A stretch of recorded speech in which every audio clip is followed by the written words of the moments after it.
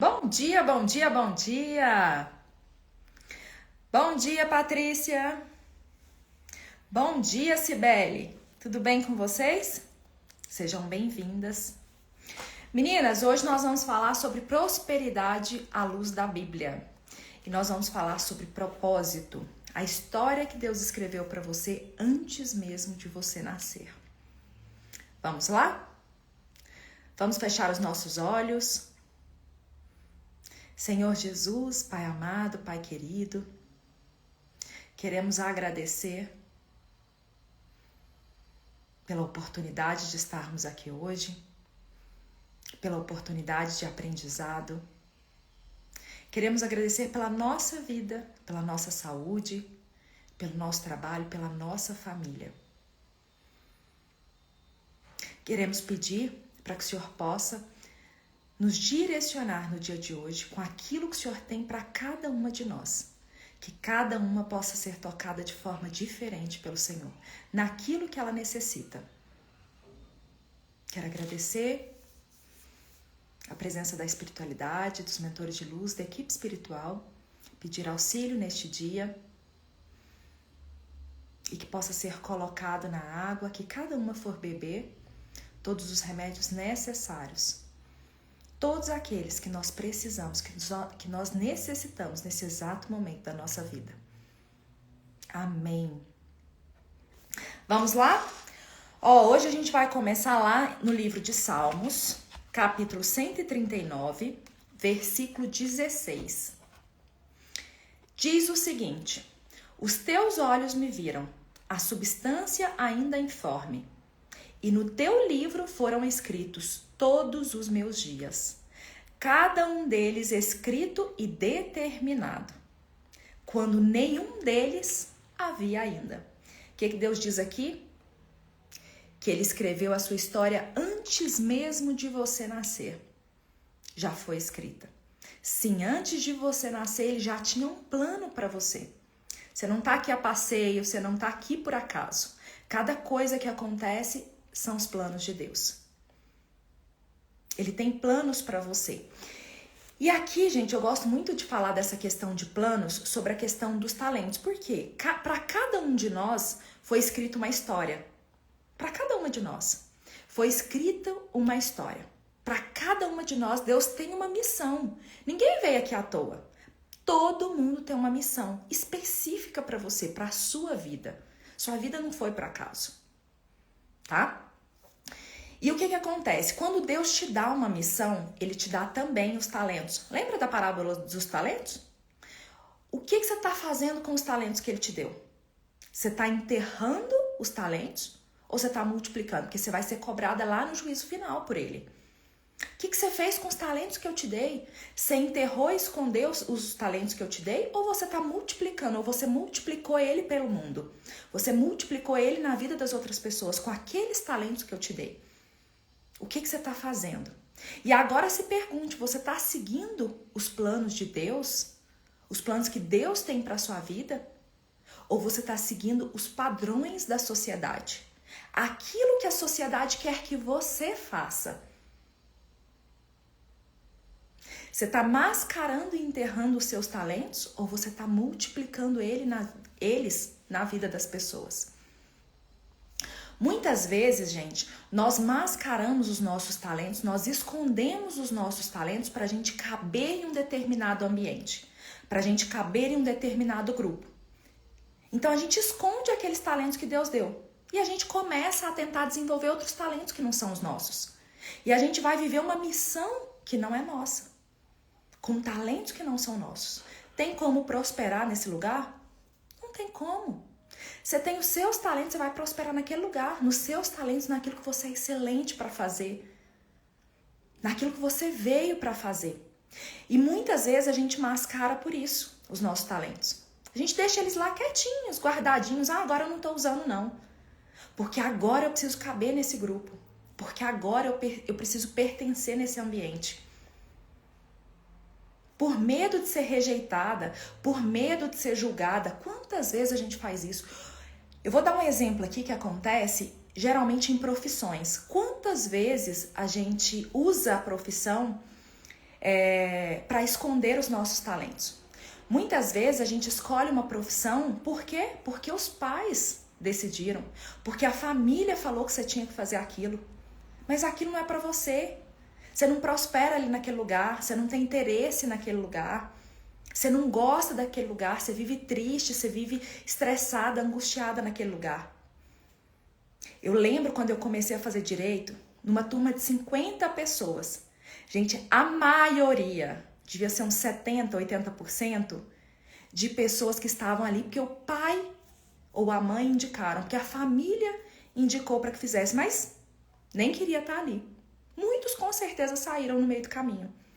Então é isso que eu falo para você olhar. Olha o que você está fazendo com seus talentos. Você está escondendo para você ser pertencente, para você não ser julgado, criticado pela sua família, para sua família não te excluir, ou qualquer outro meio, pode ser o pessoal do seu trabalho, os seus amigos. Comece a observar isso, tá? Vamos lá, eu quero contar uma história para vocês hoje que mostra muito essa questão do propósito.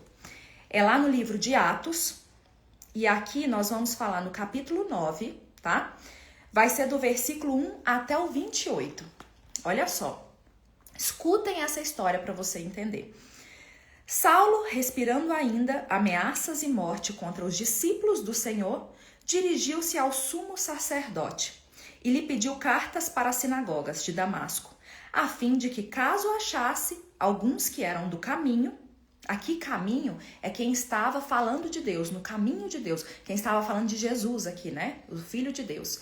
Então, quem estava falando, pregando sobre Jesus, que ele era o Filho de Deus, enfim, que ele tinha sido enviado. Então, ou seja, olha para você ver, Saulo, o que ele fazia? Ele ameaçava e matava os discípulos do Senhor, aqueles que pregavam e falavam sobre Jesus.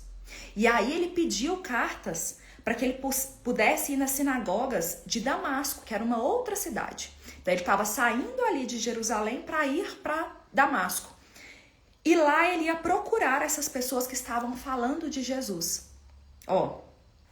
Assim, olha para você ver, a fim de que, caso achasse alguns que eram do caminho de Jesus, assim homens como mulheres, os levasse presos para Jerusalém. Ele ia pegar essas pessoas para prender e levar para Jerusalém. Seguindo ele estrada fora, ao aproximar-se de Damasco, subitamente uma luz do céu brilhou ao seu redor. Olha, algo sobrenatural aconteceu aqui. Uma luz do céu brilhou ao seu redor e caindo por terra, ele caiu por terra, ouviu uma voz que lhe dizia: Saulo, Saulo, por que me persegues? Ele só ouviu a voz. E ele perguntou: quem és tu, Senhor? E a resposta foi: eu sou Jesus, a quem tu persegues. Mas levanta-te e entra na cidade, onde te dirão o que te convém fazer. Ou seja, ele caiu por terra. Jesus perguntou por que ele estava perseguindo Jesus. Mas disse para ele: agora levanta e vá para essa cidade. Lá eles vão te dizer o que fazer. Os seus companheiros de viagem pararam emudecidos, ouvindo a voz, não vendo contudo ninguém. Ou seja, as pessoas ouviram a voz, mas não viram ninguém. Então se levantou Saulo da terra e, abrindo os olhos, nada podia ver. E guiando pela mão, levaram-no para Damasco. Ele não era cego, mas ele ficou cego naquele momento. Olha para você ver. Esteve 3 dias sem ver, durante os quais nada comeu e nem bebeu. Ou seja, aqui teve um jejum também. Ora, havia em Damasco um discípulo chamado Ananias. Disse-lhe o Senhor numa visão. Tá vendo como que Deus fala? Através de uma visão, pode ser interna, tá? Nem sempre é externa. Então, através de uma visão, através dos ouvidos, ou seja, da fala. E aqui ele diz: Ananias, ao que respondeu: eis-me aqui, Senhor. Então o Senhor lhe ordenou: dispõe-te e vai à rua que se chama Direita, e na casa de Judas procura por Saulo, apelidado de Tarso, pois ele está orando. E viu entrar um homem chamado Ananias e impor-lhe as mãos para que recuperasse a vista. Então ele manda Ananias ir lá nessa casa onde Saulo está orando, para que Ananias colocasse a mão sobre os olhos dele para que ele pudesse recuperar a vista. Ananias, porém, respondeu: Senhor, de muitos tenho ouvido a respeito desse homem. Quantos males tem feito aos teus santos em Jerusalém? E para aqui trouxe autorização dos principais sacerdotes para prender todos os que invocam o teu nome. Ou seja, ele está fazendo mal a todo mundo que fala do Senhor. Como que eu vou fazer isso para ele? Olha o que Deus respondeu. Olha o que Jesus respondeu. Mas o Senhor lhe disse: vai, porque este é para mim um instrumento escolhido para levar o meu nome perante os gentios e reis, bem como perante os filhos de Israel. Pois eu lhe mostrarei quanto lhe importa sofrer pelo meu nome. Viu aqui, ó?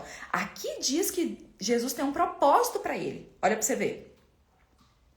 Ele é um instrumento escolhido por mim para levar o meu nome para os gentios e reis e para o povo de Israel. E eu vou mostrar para ele quanto importa sofrer pelo meu nome. Vocês vão ver que aqui, antes ele perseguia quem falava de Jesus. Vocês vão ver que ele vai passar a ser perseguido pelas pessoas. Por quê? Porque ele vai falar de Jesus. Olha só.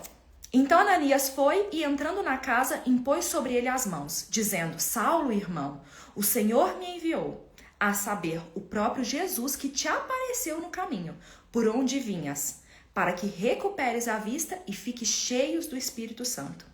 Imediatamente lhe caíram dos olhos como que umas escamas, e tornou-se a ver. A seguir levantou-se e foi batizado. E depois de ter se alimentado, sentiu-se fortalecido. Então permaneceu em Damasco alguns dias com os discípulos. E logo pregava nas sinagogas, afirmando que este é o Filho de Deus. Ora, todos os que ouviam estavam atônitos e diziam: não é este que exterminava em Jerusalém os que invocavam o nome de Jesus? Olha só, todo mundo não acreditou nesse batismo, nessa mudança de vida dele.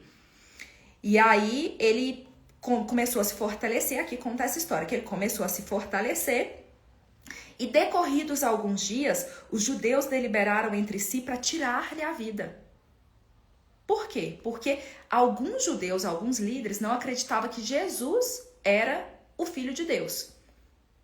Hoje, já no judaísmo, o que acontece? Tem alguns judeus que ainda acreditam que o Messias ainda vai chegar, mas tem os judeus messiânicos que acreditam que Jesus é o Messias, tá?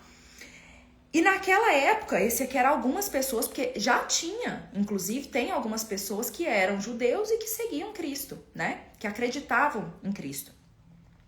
E aqui ele diz, decorridos muitos dias, os judeus deliberaram em si para tirar-lhe a vida de Saulo. Porém, o plano deles chegou ao conhecimento de Saulo. Dia e noite guardavam também as portas para o matarem. Mas os seus discípulos tomaram no de noite e colocam num cesto, desceram-no pela muralha. Ou seja, o que aconteceu aqui? Ele saiu às escondidas, porque os judeus queriam matar ele.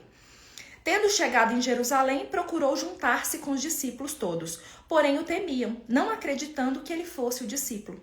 Mas Barnabé, tomando consigo, levou aos apóstolos e contou-lhes como ele vira o Senhor no caminho e que este lhe falara e como em Damasco pregara ousadamente em nome de Jesus. Ou seja, Barnabé, ele contou aos apóstolos. Ele contou a eles, não, realmente ele viu Jesus e lá ele pregou ousadamente. Lá em Damasco ele pregou ousadamente em nome de Jesus. Estava com eles em Jerusalém, entrando e saindo, pregando ousadamente em nome do Senhor. Então ele voltou para Jerusalém e começou a pregar em nome do Senhor. Olha para você ver. Aqui eu quero te mostrar o quê? Deus tem um propósito para você. Então você estava numa vida, olha para você ver Saulo. Ele estava numa vida e foi convertido. Ele acordou para o propósito que Deus tinha para ele. Ele era um instrumento de Deus aqui na terra. E aí eu te pergunto, você está sendo Saulo, que é aquela pessoa que está cega ao propósito de Deus, aos planos de Deus, ou você está sendo Paulo? Porque depois você vai ver que lá na frente ele muda o nome dele para Paulo, tá? Então, você está sendo Saulo, que estava cegamente aos propósitos de Deus, a tudo que Deus tinha pedido para ele, ao instrumento, enfim, as realizações que ele tinha para fazer aqui na terra, ou você está sendo Paulo, aquela pessoa que tira a venda dos olhos E começa a enxergar e fazer, começa a enxergar o propósito de Deus e fazer aquilo que Deus tem para sua vida, tá? Comece a se perguntar sobre isso. E aqui Deus deixa bem claro, não importa onde você está agora, eu posso regenerar a sua vida completamente. Não importa o que você fez no passado, eu posso regenerar a sua vida completamente se você for seguir os caminhos de Deus. A missão que eu tenho para você. Então não importa. Olha que lindo isso. É Deus dando oportunidade pra gente o tempo todo, a cada segundo. Entende?